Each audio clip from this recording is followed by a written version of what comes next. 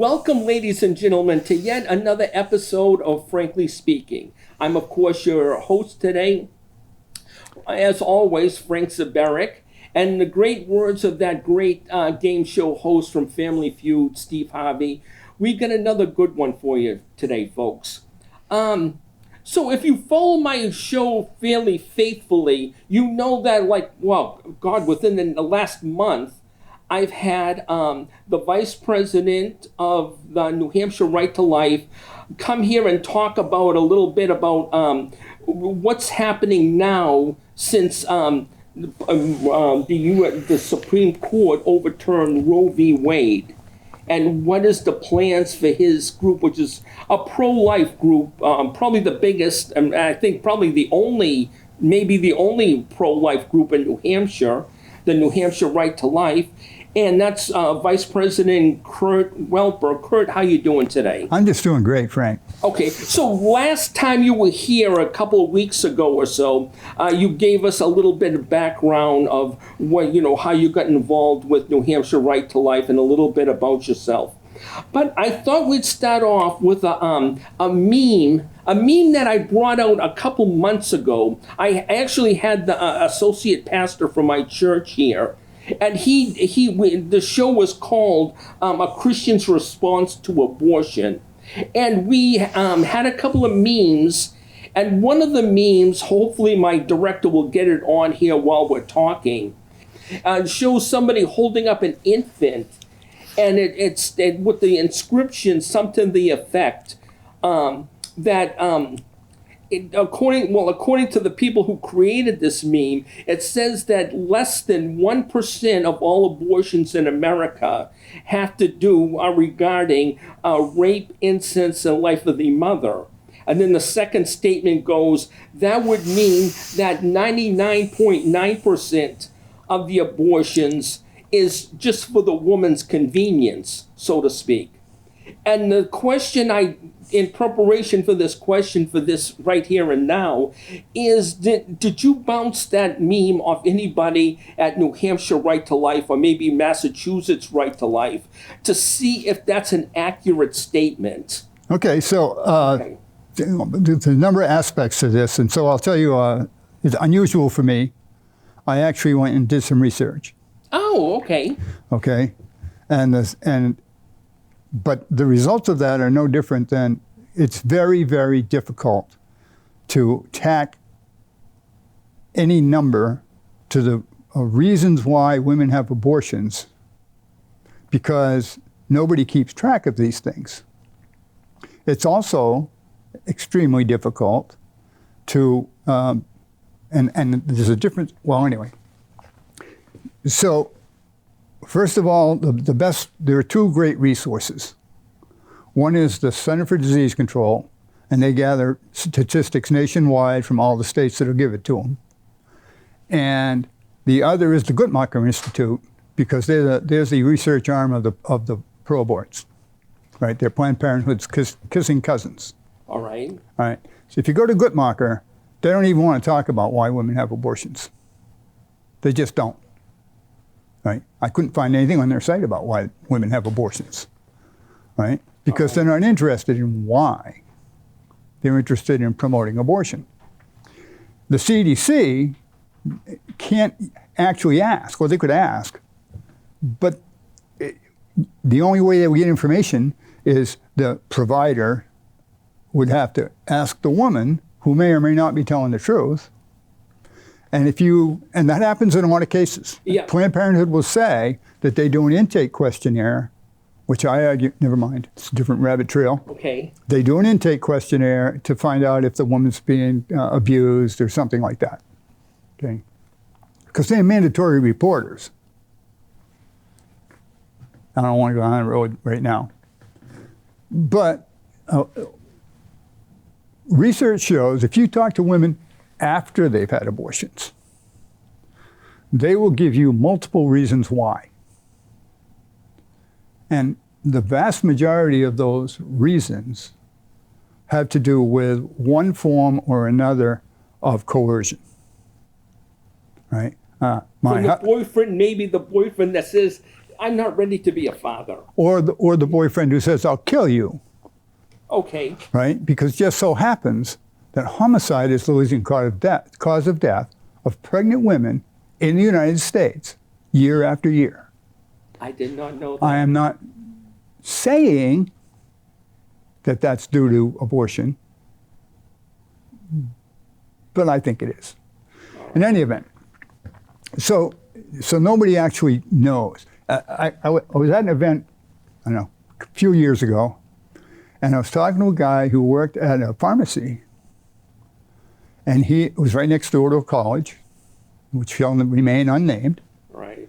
And he said, you wouldn't believe how many women come in on Monday morning looking for the morning after pill because they were raped. Now, this is what they say. Yeah. Is that true? Well, that's up to them to be, and see, this is part of the problem. You just don't know. So what we do, but there's a lot of things we do know. So, for example, we know that of women who are raped and become pregnant, over 80% carry their babies to term. 80% or more carry the babies to term. So they're not aborting them. Yeah. All right? But it's like that with a lot of stuff. You just can't really sort it all out. So what you can do, and what has happened, is they've done a lot of post-abortion research. And you can come up with the reasons why, or at least a set of reasons why they do, and you can sort those out. And it's like I was saying, you'll find out that the majority come out to be some form of coercion. They couldn't afford it, the family was going to disown them, or they think they would. When my wife was at the pregnancy center, this was the biggest thing that she had to overcome. My parents will kill me. No, they won't. They just say, you think they will, right? But they won't. Yeah. And most of them, over a period of months, they come on board with it and they become supportive. Women most often report that they would not have had their abortion had they had any form of actual support, especially male support. They wouldn't have done it. It's against their values, it's against their morals, but they do it anyway because of all these bad things. Now, but now let's be more specific. Rape, incest, And life of the mother. life of the mother, and I'm going to include one other thing, and that's fetal anomalies incompatible with life. And I won't go into the silliness of that as a phrase. Okay? What they mean is you get a diagnosis that says the baby has a little chance to either A, fill out the pregnancy, get born alive, or if the baby does get born alive, it will have a very short life, or it will have a very short life or a longer life, but with very serious difficulties. Okay? All of those fit into incompatible with life, unless you're in Denmark or you're in Iceland, in which case they say Down syndrome falls into that category. And so they are very proud to have almost eliminated Down syndrome in Iceland and Denmark. And they do it because every time there's a diagnosis, which happens much earlier in the pregnancy than you really know what's going to happen, they abort the babies. Right? So there you go. Now, the problem with that, all right, these diagnoses are very often wrong. They give false positives. And we have testimony every time we hear these bills in the House. There'll be a parade of women who will come in and say, my children were both diagnosed with Down syndrome, and they didn't have it, they're perfectly normal, they're having great lives. My child was diagnosed with Down syndrome, but you know what, he has a great life anyway. Right? My children had other types of ailments that would be very, very serious. Well, at least they were diagnosed that way, but they didn't have them. My children were diagnosed and did have them. But it's not like we don't love them and they aren't a great blessing to our family anyway. All of that we hear every time we hear these bills. How much does that all, if you put all of that together, where does that come out? That comes out no more than maybe 5% of abortions. that we know of. Now, the ones like I was telling you, and it depends on how you count abortions. Because if you start counting medical abortions, if you think that, and I'll just say this, the morning after pill is intended to be an abortion. The reason women take that is because they're afraid that they are pregnant. And if they are, then the pill stops that, which is an abortion. And if they're not, I don't want to get into that. It's possible that they would not be pregnant at the time they get it, but they almost always have not gotten it that soon, right? So, but they don't count those as abortions, right? Now, with you, one of your questions about mifepristone, and we'll get to that later, Okay. right? It's very hard to know how many of those actually occur, but we estimate that now. That's all we can do. Look, the ultrasound, I vividly remember my two sons. The health of my sons was not even a question when I went into the ultrasounds. It was the gender. I just wanted to hear the nurse say. You wanted to have girls, huh? Yeah, no. No, it didn't matter. It didn't matter. I'm very proud of my sons. But anyway, I never thought of asking the nurse about the health of the baby, but I'm sure the nurse would have said something to either me or my then wife at the time, saying that that this baby is either going to have like Down syndrome, muscular dystrophy, or some other devastating ailment. I'm wondering how many abortions take place after the ultrasound on news like that. But the baby doctor, they're not obligated to take down notes of how a couple react, of what they say after. No, it's part of their practice, but what they actually record is up to them. And look, a couple of things to this. First of all, this whole idea of testing early, not the ultrasounds. Okay, separate that out, because ultrasound is a very valuable tool and necessary when you want to deal with how old is the baby. Whether you're thinking it's 6 weeks old or 16 weeks old or 26 weeks old, ultrasound is the way to tell. All right. But there are other uses, and around 20 weeks, most women have an ultrasound of their pregnancy. And the reason is to check on the development of the baby. And there are many times when that will show something. All right. So, and I'll just use one example, and that's what's called anencephaly. Right? Something with the head. It's an opening in the back of the neck. All right. Where the spinal cord is actually exposed and the neck is not closed around it the way it should. All right.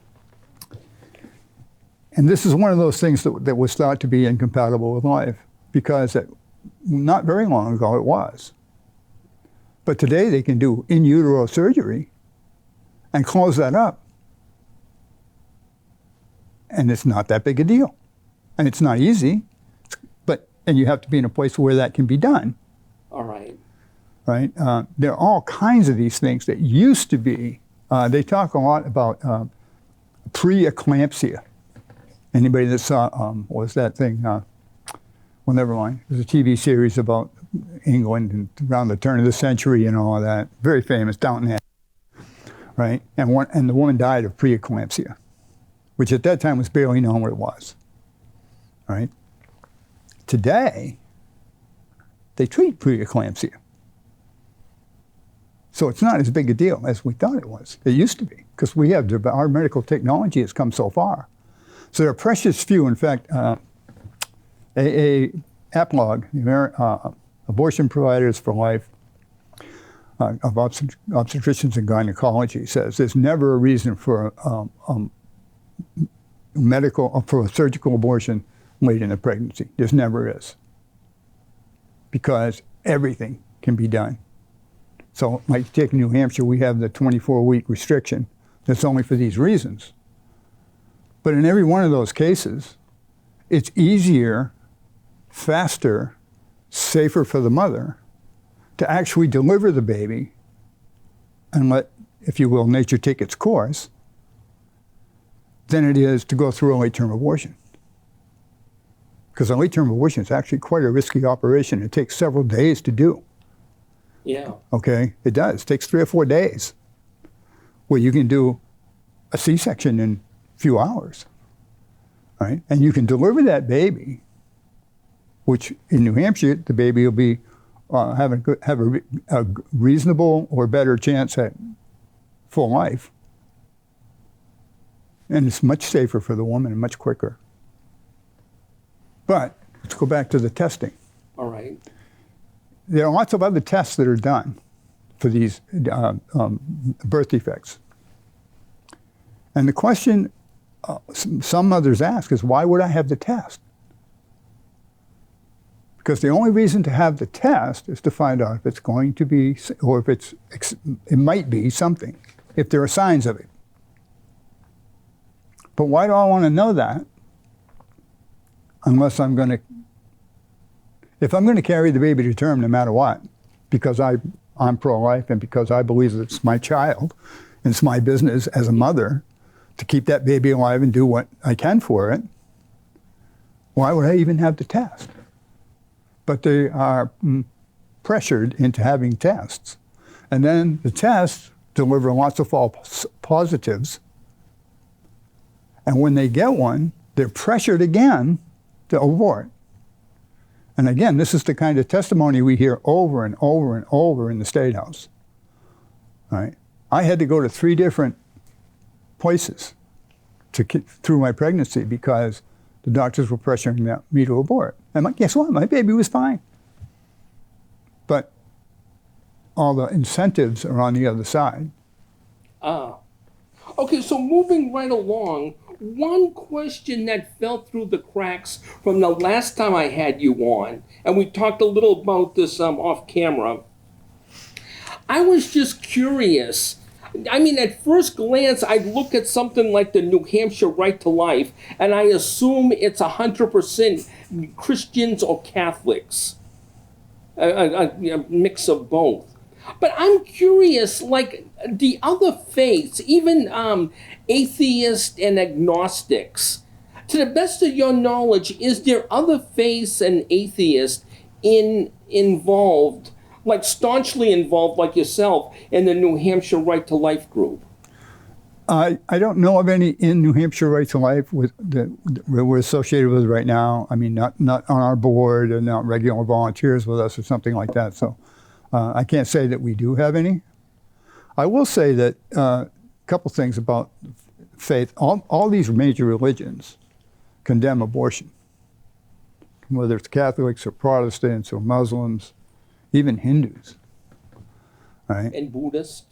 Buddhists, I can't say for sure, right? But they all condemn abortion, right? All right. Because they all see that as a life, and life is sacred. So there wouldn't be any separation there if there were. One of the great things I got about, I can't remember where it was now, maybe 10, 15 years ago, I got a long thing from Libertarians for Life, right? Wow, okay. So the libertarians now are very focused on individual rights, bodily autonomy, that type of thing, right? And the argument from Libertarians for Life is that the baby is right where it's supposed to be. It's a human being. We all know that, whether they admit it or not. But it's right where it's supposed to be. It didn't cause itself to be there, right? So this has no responsibility for what it's doing. Right? And so there's no moral justification for taking its life. None. And to this day, the life issue splits. Today we call them free staters or whatever, but the people who are very, very focused on individual rights, right down the middle, they don't want to talk about it because it eventually goes back to where did the life come from and who has responsibility for it. And that means parents are parents, children are children, and we all know how that works. Yeah. Or should work. Even atheists and agnostics, I mean, they may not, believe in the supreme creator or anything like that, but they still have their own morals and ethics. They still have to adhere to any law that says that, do not murder, or you're going to go to jail or be executed. Right. Or something like that. That's right. So, but like when you talk about like at a Soul Fest, the Christian music festival where I ran across you guys. Thank you. Was there anybody in the executive board that says, I don't think we should go to Soul Fest. We're going to separate church and state. It's important we separate our group from church and state type things. No. Look, this is not a religious issue. I mean, it is. The arguments and the reasons that's driving people to be where in the pro-life movement are not necessarily theological at all, just because it's just like what you're saying. And people care about preborn children just because they're preborn children, right? And there you have it. So, okay. No, there's no issues that way at all. Okay, well, getting on to this, this is a question I probably should have asked. I did have it written down for my associate pastor from my church, and it kind of slipped through the cracks. It would have been a better question for him than yourself, but I'll throw it out there anyway. And did you ever hear the argument in pro-life circles that like, let's say you're in heaven for all eternity and you get a chance to talk to Jesus outside of Judgment Day. He says, Kurt, ask me any question you want, or Frank, ask me any question you want. And then you ask Jesus, Lord, why did you let something like cancer, AIDS, Alzheimer's, COVID-19 destroy a good portion of the earth? Why didn't you just put an end to it right there? Is there a chance that Jesus would respond to like you, me, or whoever and say, I already created an individual who was destined to cure these diseases like cancer, Alzheimer's, AIDS. Unfortunately, his mother aborted him. So, so those of us that have a Christian basis, okay, right, or even other religious basis, would never ask that question. But I give you an answer, right, at least best I can as a Christian. When Job was asking God why he had suffered for nothing for so long, God never said, for any reason or other. God said, who the hell are you to be questioning me? Where were you when I hung the earth in space?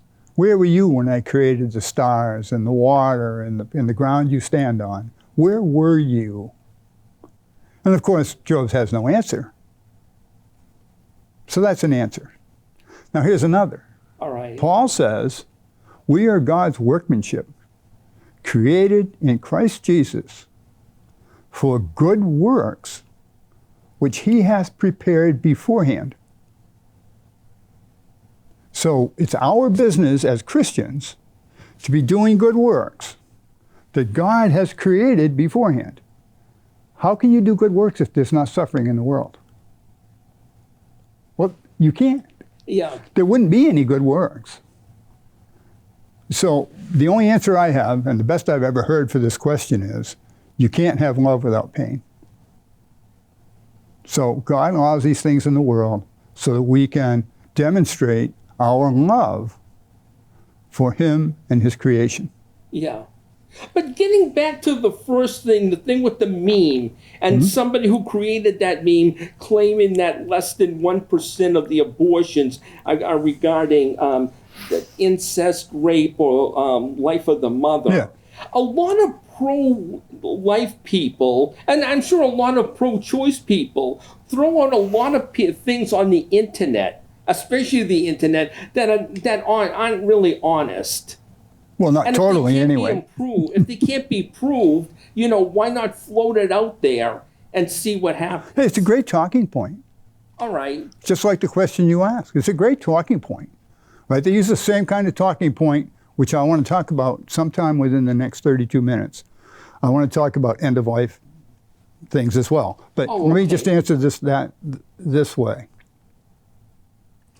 It's not wrong to say 1% or 2% or 3% of the abortions are for these specific things, because we can't really tell. All right. What we do know is that the vast majority, even of very late-term abortions, are not for those reasons. They're actually very few in terms of the total number of abortions, and far between. So it might be 3% that fall in, or 5% that fall into that whole rubric of all those things that we talked about before, rape and fetal anomalies and danger to the life of the mother, right? Might be 5%. But it's basically, these are not, this is an argument that the left uses all the time. The exception is what we have to pay attention to. When I was growing up, I thought it was the exception that proved the rule. The rule is you don't kill babies, and the exception is the thing that proves that, because there's only these few times when it might even be considered, right? But nowadays, if you're going to offend one person, right, All right. then you can't say, right, something, right? You can't advocate for something because somebody in the audience is going to get upset. Right? Well, what about the other 100,000 people that are there who aren't get upset? And we're seeing this all over the place through our society now for the past 20 to 30 years. This has become rampant, right? That you can't do this because it's a small group that's going to be offended. Wow. So, okay, so we talked about earlier, did anybody from like your plan, your Right to Life group or any of the other 49 states pro-life groups ever come up like with an idea or a tentative solution on how to maybe even work with Planned Parenthood, organizations like Planned Parenthood, to find out why these ladies want to get abortions? Well, a lot of work is done on that. A lot of work is done on that. The trouble we have is that in fact, there's a big thing that's out there right now. I was going to link to it. It's from the Lozier Institute or has a big study about that, about why women have abortions, right? And just came out within the past like several months, right? But this is where it gets you. It gets you that when you actually do good research, what you find out is that it's complicated. And women will report 2 or 3 or 5 reasons why. Yeah. For the same woman will say, well, it was this, and it was also that, and it's partially this, right? Yeah. So it's very, very difficult to sort out which is which. A lot of ambiguity. A lot of in the data. Right, and that's, but what we do know is that, for example, I think that one, I think it was 61% of women who had abortions had what do they call it, negative feelings toward their abortion, right? And there's a lot of emotional, psychological pain in our country right now and in the world over that. So one of the things that Right to Life groups do, and we're certainly doing, is we support abortion healing ministries. Every pregnancy center that I know of has an abortion healing ministry, because people are coming to them saying, I had an abortion 25 years ago, and I've never gotten over it. And every anniversary and this and that and the other thing, there's lots of grief that goes with that. And when you actually look at what comes after abortion, in fact, that's a great website if you want to find out. It's called afterabortion.org. Oh, right? Okay. It'll take you to a lot of work by David Reardon. He's an outstanding researcher. But anyway, what happens after an abortion? Well, the first thing that happens is the risk of death increases. The post-birth, the risk of death increases for many years afterwards. Death from all causes. Just how many women had an abortion, and then when do they die? Right? And they die faster than women who don't. Right? Why? Well, there's a lot of reasons. One of them is suicide, which is quite a bit higher, but it comes to the emotional, psychological pain that I was talking about a minute ago. Right? But there's all kinds of, one of them is self-destructive behavior. There's a lot of drug abuse and other very risky behaviors associated with a post-abortive woman. Right? So there's lots of reasons, but that's one of the biggest ones. Okay. And there are others. One thing I want to bring up that we didn't bring up last time. In fact, I think it was that good-looking young lady, Lila Rose. Yeah, I think she's got Action Live, live action, yeah. And anyway, I think she got her claim to fame by going into something like a Planned Parenthood as posing as a pregnant woman, and she had a camera on her, a candid camera on her. And the lady at the Planned Parenthood was saying something to the effect how much money they make on baby parts from abortion. Yeah. So when they suck in and actually do the abort an embryo, they salvage like the heart, the lungs, and sell it to like researchers. Yeah. And they make a pretty good profit on it. Oh no, they don't make any money at all. They don't make any money at all? Oh no, just ask them. It's illegal to make money on them. It's illegal. But, okay, but this is what they do. Okay. Okay. So yes, Lila Rose was one that was involved in that. There are other groups that have done more, and there are major lawsuits against some of the people. So first of all, it's not unlawful to provide remains of people who have died, even babies, for medical research.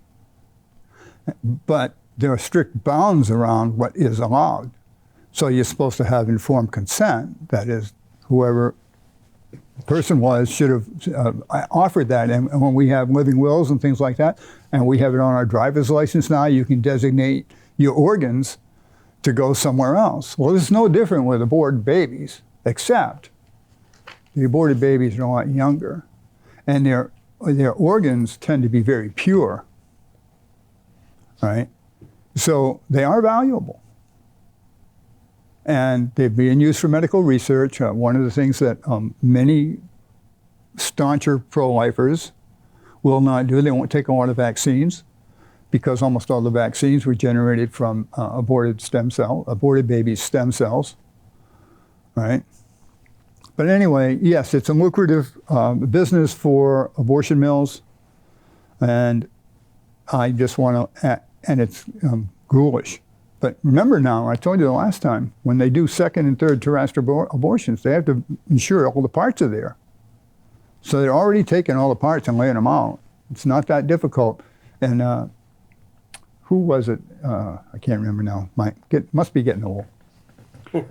We've actually seen tape of abortion clinic directors and higher-ups talking about how they alter the abortion procedures depending on what they're trying to acquire from the fetus's body, right? So you might grab here, but you don't squeeze that, and you don't squeeze that, because you don't want to crush the skull, for example, because we want a brain or the eyes or some such thing, right? And they can kind of know what they're doing. Now, today, with the ultrasound technology that we have, they can pretty much see what they're doing. I see. And it has been a big business, and it's a big problem ethically for the entire medical community. And but it's not a problem for the abortion mills. So playing the devil's advocate here, literally, what would you say if a pro-choicer, a staunch pro-choice advocate, we're here right now, and accusing somebody like you of being very selfish and inconsiderate, that you don't want to have baby parts used for research to maybe cure cancer, Alzheimer's, AIDS, and stuff like that by examining brains, hearts, lungs, kidneys, livers, spinal cords. What would I say to them? Yeah, what would you say? It's never easy to do the right thing. I mean, Yeah. this is why we have morals and why we have law, which is nothing more than morality written down, right? All right. It's because God gave us the 10 Commandments to keep us in line, keep us in the straight and narrow, as it used to be called, right? Because guess what? That's the best way to go. And I never heard anybody that would disagree with the idea that if everybody kept the 10 Commandments, we wouldn't all be a whole lot better off, right? Just think, no killing, no stealing, no lying. Oh, wow, what a world that would be, huh? Yeah. So that's the whole purpose of morality, and that's the purpose of law, is to try and constrain. The Bible says the government has authority and power to restrain sin. Can't get rid of it. It can't stop it. Yeah. Right? But it can contain it to the best it can, right? And you look around our country right now, where everybody's talking about all the crime that's going on in all these cities, it's because they're not trying to constrain it anymore. They're just letting it happen. And you can see Defund the police. you can see where it's taking us. Amen. Right? So that's the only answer there is to that. It's not selfish. It's good for everyone if we observe these broad proscriptions. And I would assume, well, a baby that was miscarried, Yeah. a miscarriage or stillborn baby, I would assume their organs are not, that couldn't be really examined. So I can't answer that. That's something for a medical researcher or somebody to answer. Because, but I do know this, that miscarriage, they now call that natural abortion, which is an abortive statement in my mind, right? Because abortion to me is intentional, and miscarriages are not, right? So they are not abortions, and I don't care what anybody else says. So there's that. But the baby itself, there's something wrong with the pregnancy. That's why the mother miscarries. This is like vomiting, except you're pregnant and you have something else to get rid of that's going to cause you serious issues or has serious issues, right? And I have no idea what those things are or how that plays out. But as far as the organs are concerned, some of them might be fine. I don't know. And then another thing that I guess is used, monkeys, dogs, and pigs. I mean, it's nutty to think that we have the same type of organs as a monkey. I can't accept that. Like, okay, a dog is a whole different a different being, a different species. Animal, We call them species, right? And those that say what I'm about to say are going to call me speciesist, because you can be racist, sexist. Oh, okay. Well, I'm speciesist, right? And as far as I'm concerned, human life is one thing, because we're the only ones that have the capacities that we know of in the world, ever, right? We can think and we can talk and communicate and learn, right? As scientists used to call it, we can think God's thoughts after him and figure out how things work. Nobody else does that. And it doesn't matter where you go outside the human race. As far as we know, we're the only ones that can do it. And that makes us special. That's how we carry God's image, for those of us. Well, anyway. Yeah, I hear you. So using those things is morally acceptable. But again, you need control, right? So nobody believes in unnecessarily harming monkeys or cats and dogs or whoever they are, right? On the other hand, their lives don't have the value that ours do. Amen. And if you're going to be trying to save lives, then there's a place where that's worth that. And that's just value judgments that we all have to make.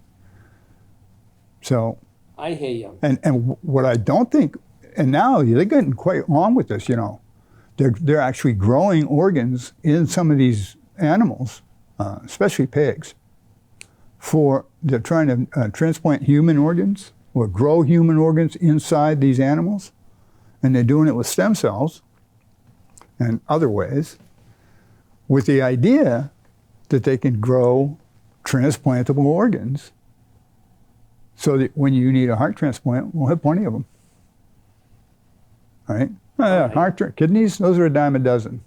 Liver, that's a little harder. They're a couple bucks, But this is what you look right here in Manchester, where they're trying to regrow skin, right? Because one of the biggest problems they have in that form of medicine right now is they can't make the thing get the product of their development. They can't make it get thick enough to be really useful. So, but there's a lot of things they can inject, like into your knees, and cure you, have you regrow tendons and stuff like that never could have been done before. But again, someplace there has to be a line. Yeah, that's Don't ask me. Don't ask me to actually say it's right there, because I don't know. Yeah.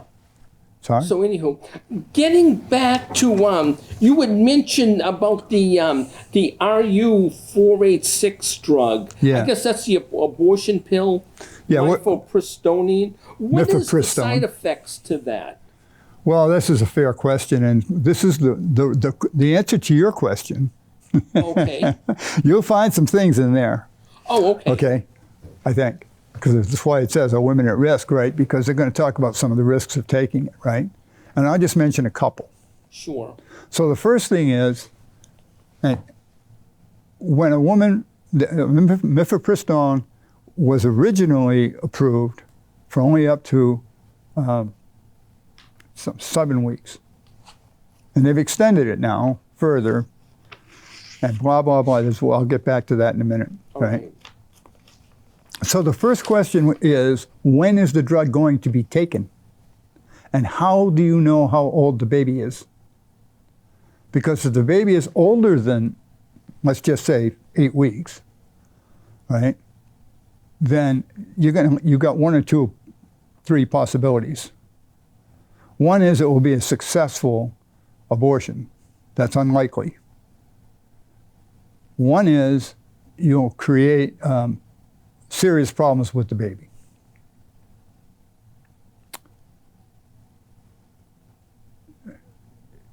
So that's a risk.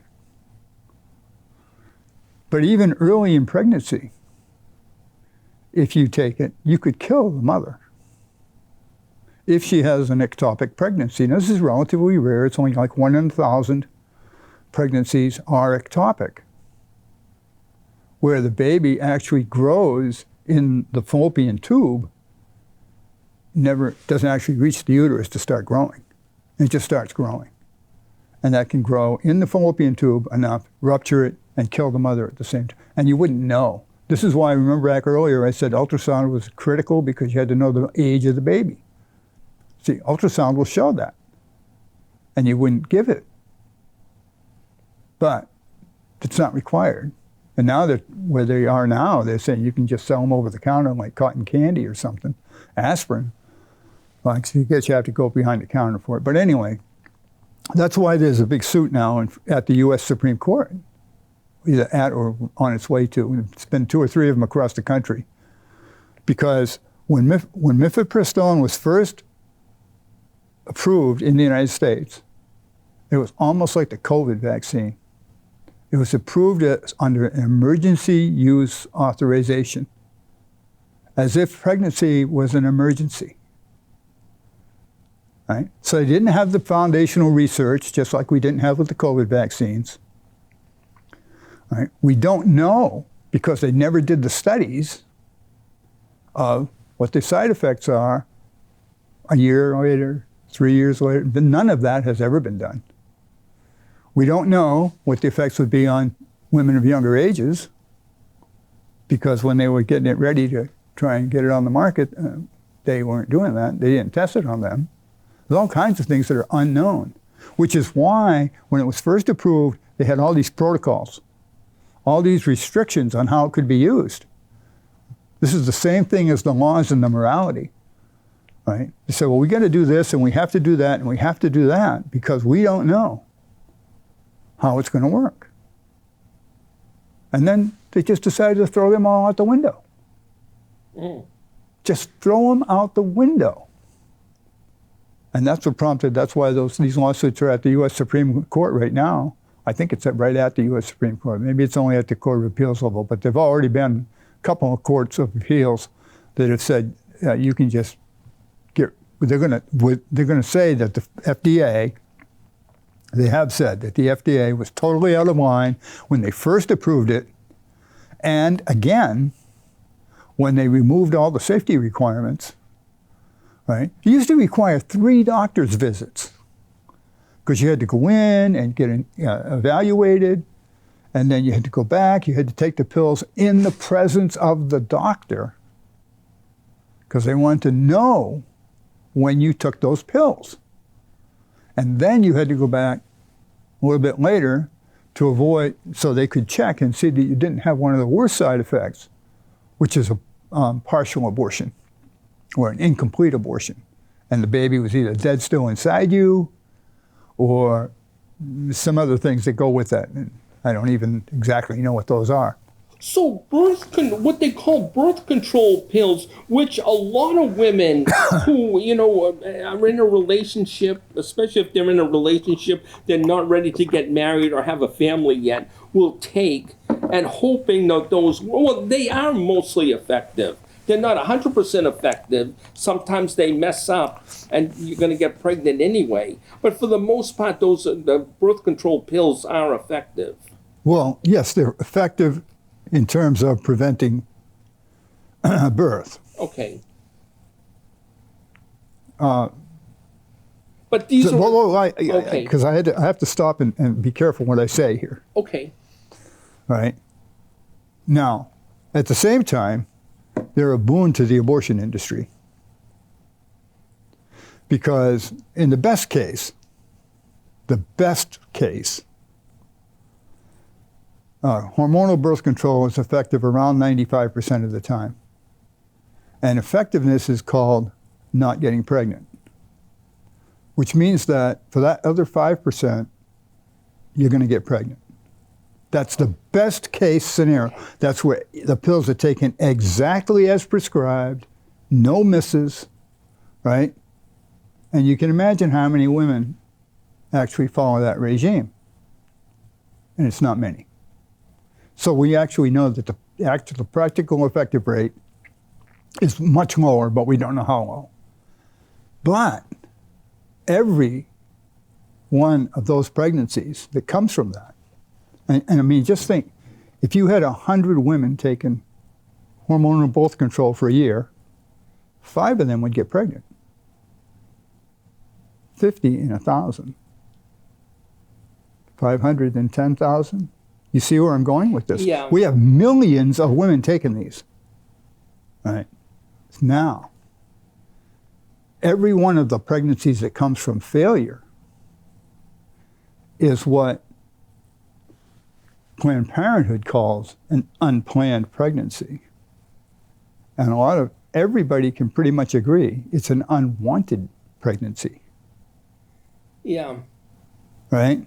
So if you think wantedness is a cause for taking that baby's life, then birth control is an absolute goldmine for the abortion industry, because it guaranteed tens of thousands of customers or more every single year. So the only 100% effective way is don't have sex. That's right. It's never changed. Yeah. It's like I was taught the best birth control was an aspirin held firmly between the knees. There you go. There you go. Okay, moving right along, we might get back to that. I want to get into the election aspect again. We talked a little bit about that a couple weeks ago. But is it safe to assume that yourself, Kurt, as well as a lot of members of the New Hampshire Right to Life, use the fact of where a politician stands on pro-life or pro-choice as how you vote for them? Oh, absolutely.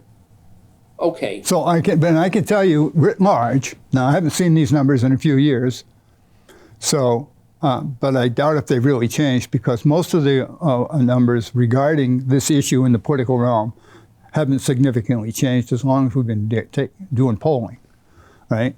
Roughly 14% of voters cast their votes primarily on the life issue. 14%.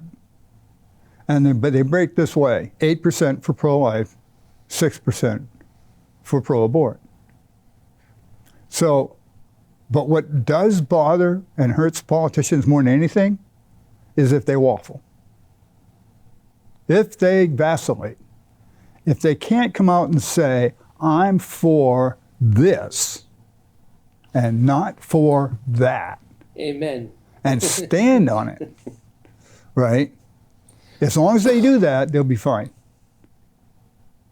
But most of them, or a lot of them, can't do that, or don't. And for them, it could be a life or death issue, because then you get to the people who are saying, well, that person doesn't even know what they think about something that's important. For us, that is the pro-lifers, abortion is the greatest violation of human rights that's ever been seen on the earth. We're responsible in the United States alone for roughly 70 million innocent deaths. People who did nothing wrong. And we look the other way. We close our eyes. And yet we say we stand for human rights. Right? President Biden just came back from wherever he was, Vietnam or something, and they were asking him about that. Did you talk to him about human rights? Well, did anybody talk to him about the right to life? The most fundamental of the human rights? No. Would you agree, Kurt, that for the most part, by and large, Republicans usually are more in favor of pro-life than Democrats are? Oh, absolutely. Usually more in favor. The challenge, and this has what got me to get into politics directly myself, is the Republicans would not stand. They would not come out and say, no, those are people, and we need to be protecting their lives. Whether you're somebody like Governor Sununu, when he first who said, well, yeah, but when you get to the third trimester, then the mother's has rights that trump the baby's rights. That's Roe versus Wade. Or anything, right? They just wouldn't. And even last cycle, right? All the poobahs down from Washington down, whoever they are, were advising the Republican Party across the country to not talk about the abortion issue, to not talk about it. And we're going, wait a minute, you should be talking about it, because we've been saying that for a long time. They don't listen to us. Well, they are now, more, right? But for us, this is no different at the beginning of life or at the end of life. All the way through, it's the same thing. It's still the same life. It's still deserving of protection, except by due process of law. And even that now, in most places, we don't have. There's no death penalties anymore. That's done more to unite the pro-life movement, not having the death penalty, than anything else. But yeah, this is a gross violation of human rights, and anybody that participates should be considered a war criminal. And let me interject. As far as New Hampshire goes, we talked about a little bit about how President Biden and Senator Majority Leader Chuck Schumer was saying, make no mistake about it, 2024 Roe v. Wade is going to be on the ballot. But as far as New Hampshire's concerned, you've got an uphill battle again to fight if you hope to have success on keeping the abortion the law is strict in New Hampshire. Well, so let me just say, because this is a great question, and I'll try and do this. I'll try to do this in 1 minute. I'll try to do this in 1 minute. All right. Yeah, you got to. When Jeanne Shaheen was governor, the Democrats repealed all the protections for life that were in New Hampshire law. All right. And since then, we've been trying to build them back, and we've had some success. On the way down here today, there's a special election for the towns of Northwood and Nottingham. And I was coming through Nottingham, and there's a sign over there. Choice is on the ballot. The Democrats think that this is the most important issue and should be the focus of the campaigns. On that, we agree. I agree with them. Because this is the most fundamental thing in our society. I actually believe that abortion has been the greatest scourge on our culture and our country ever. Far worse than the Civil War. And it should be. We should be talking about it, and we should be thinking about it, everybody. And it should be the number one thing. Amen. Amen. One thing I want to say before we go off, there's a Facebook fan page. I don't know if Kurt's into it. It's called I Regret My Abortion. It has like 4,000 people to it. I'm just saying, if you have an inkling or you're involved in like an abortion or contemplating, please join I Regret My Abortion on Facebook. And other than that, Kurt, the time flies when you're having fun. It does. It does. And if you're blessed with this and you want more information on the New Hampshire Right to Life, it's nhrtl.org. Yeah. And you'll get a lot of good stuff and maybe get in touch with Kurt. It's there on, we're there on Facebook, we're there on the web, we're there on Instagram, and my name is largely associated with a lot of that. Okay. If you just look for me, you'll find a bunch of stuff. So thank you very much, and join us again next time on Frankly Speaking. Thank you.